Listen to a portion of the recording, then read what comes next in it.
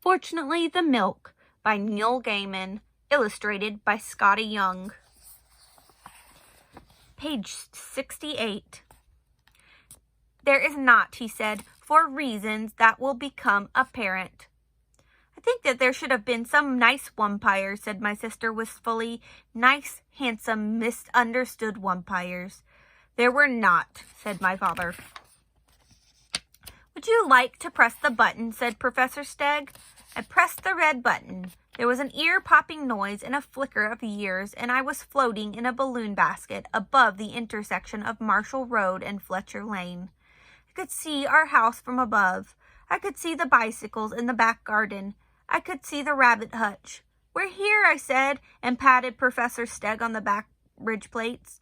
It was very nice having you as a traveling companion. Yeah, said the professor, because there was a familiar sort of thumb noise, and before I had a chance to press the red button, we were deposited, balloon and all, on the enormous metal deck of a flying saucer, with a number of very grumpy-looking green globby people staring at us with too many eyes. They did not look pleased. Ha ha, said several globby people at the same time. You thought you had escaped us, and you were wrong. Now you must sign over the planet to us so that we can remodel it. We will take out all the trees for a start and put in plastic flamingos. Why? We like plastic flamingos. We think they are the highest and finest art form that Earth has achieved, and they are tidier than trees. Also, we are going to replace the clouds with scented candles. We like scented candles, too, explained a huge green globby person who looked like he was mostly made of snot. We also like decorative plates, said another. We will put a decorative plate up where the moon is now. A really big decorative plate, showing landmarks of the world. And we will then replace all of the landmarks of the world with the decorative plates with pictures of landmarks on them too. So the Eiffel Tower will be replaced by a large plate with a picture of the Eiffel Tower on it. And Australia will be replaced by a really seriously big plate with Australia on it. Also, we will replace all the mountains with throw cushions, and the smallest, globbiest thing of all, with triumph in his gluttonous voice. We have learned a lot from our previous meeting, said the globs that were sticking to a wall. If you look over there, you will see that the door to the space-time continuum you used to escape through last time is now securely locked. It was definitely locked. It had a huge padlock on it, and a sign saying, "Keep out," on it in unfriendly red letters. There was also chains around it, a tape that said, "Do not cross," and a handwritten notice that said, "For your convenience, please use another door. Escape was impossible." Also, we have depowered your time machine. I looked at the professor. His armored back flaps were drooping, and his tail was, well, not actually between his legs, because stegosauruses aren't made that way, but if they were, it would have been. "We have been tracking your movements through time and space," said a large globby alien in front of a console with a screen on it. "Now, see what happens when I press this grundle for." What a particularly drippy alien. It was half sticking to the wall next to a large black shiny button. "It's called a button," I said. "Nonsense. We named it after our brood aunt, Nessie Grundledorfer," said the globby aliens. That particular drippy alien pressed the black button on the metal wall, and something that might have been a finger, it might just have been a long strand of snot. There was a crackle. There was a fizz. Standing around us in attitudes of anger and irritation were several pirates, some of the black-haired people from the jungle, a very unhappy-looking volcano god, a large bowl filled with piranhas, and some umpires.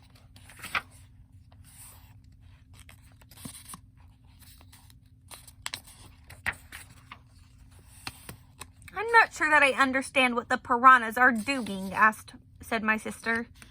"They were from a narrow escape earlier that I forgot to mention," said our father. Fortunately, the milk floated at a crucial moment, and it all ended for the best. I thought it might, I said.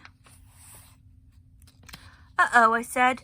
Prepare to be keel-hauled, you scurvy dog, shouted the pirates. Let us now sacrifice them both to great Splod, shouted the men with shiny black hair. They stole my eye, twice, rumbled mighty Splod.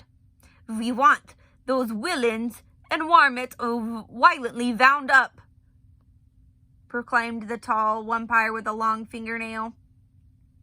The piranha said nothing, but they thrashed about in their bowl ominously. Doomed, moaned Professor Steggs. We cannot escape. They have frozen us in time and devoured us. Even my mighty time machine could do no more than open a small window in time and space, smaller than earlier either of us could get through. But can you do it? I asked. Open a little window in time to our last location? Of course, but what good would that do? Quickly, I said, do it. Professor Stegg pushed the button on the box with the tip of his nose.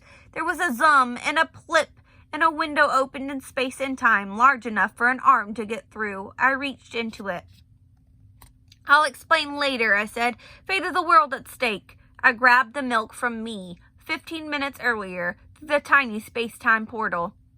We must like milk a lot, said the globby aliens, but that craving for lactic liquid will not make us take pity on you or let you go and spare your badly designed planet.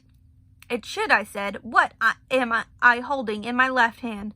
The milk, they said. And what am I holding in my right hand? They paused. Then one alien, so green and small and so globby and encrusted that he might have been an enormous snot bubble blown by an elephant with a terrible head cold, said, The same milk from 15 minutes earlier? Exactly, I said. Now think about this, one very carefully. What would happen if I touched these two things together? The globby aliens went a very pale green. The pirates, shiny black hairmen, and piranhas looked at them puzzled, seeking some kind of explanation, as did the vampires. If two things that are the same thing touch, proclaimed the volcano god, then the whole universe shall end. Thus saith the great and unutterable Splod. How does a volcano know so much about temporal metascience? Asked one of the pale green aliens. Being a geologic formation gives you a lot of time to think, said Splod. Also, I subscribe to a number of learned journals. I coughed in what I hoped was an ominous sort of way. Well, I said. What he said, admitted the green globby aliens, the bit about the universe ending. So, I told them, unless you wish to spend the rest of your lives in a universe that no longer exists, you had better return things to the way they were and then go away. The aliens looked at each other. They grinned at each other. One of them pressed the Grundledorfer. The vampires, pirates, piranhas, volcano god, and the worshippers of the volcano god were gone. What if, suggested one of the green globby aliens hopefully, we only redecorated the southern hemisphere? Not a chance, I said. Now release us or the milk touches itself. And then go away. Leave this planet forever. The aliens looked at me. Then they looked at each other. And then they sighed with a noise like 100 elephantine snot balloons, all deflating at once. Right, they said. It was at that moment that a voice louder than anything I've ever heard, and I have heard a volcano erupt at very close range, said, Galactic police, do not move. My hand shook, but the milk did not touch the milk, and the universe did not end. There were red and blue flashing lights, and then, stepping out of their space bikes, were about half a dozen uniformed dinosaurs, holding unmistakably large and extremely serious weapons. They pointed their weapons at the green globby aliens. You are charged with breaking into people's planets and redecorating them, said a noble and imposing-looking Tyrannosaurus Rex. And then, with running away and doing it again elsewhere, over and over. You have committed crimes against the inhabitants of 18 planets and crimes against good taste. What we did to Rigel 4 was art, argued the gobby alien. Art? There are people on Rigel 4, said the Ankylosaurus, who have to look every night on a moon with 3 huge plaster ducks flying across it. Something very long with a head on the end of it came over to us. It was attached to a very large body on the other side of the room. Who are you? It asked Professor Steg, and why is your gorilla holding a transtemporally dislocated milk container? I am not a gorilla, I said. I am a human father.